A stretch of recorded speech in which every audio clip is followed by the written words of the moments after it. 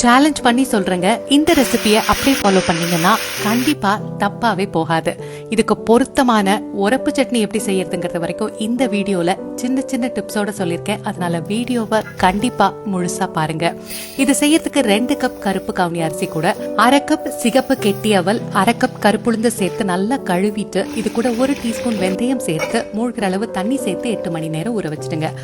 ஊற வச்சத ஒரு மிக்சி ஜார்ல சேர்த்து 1.25 டேபிள் ஸ்பூன் உப்பு, நாம அரிசி ஊற வச்ச தண்ணி, நல்ல கை நிறைய ஐஸ் கியூப் சேர்த்து இதை நல்லா இந்த பதத்துல அரைச்சுக்கோங்க.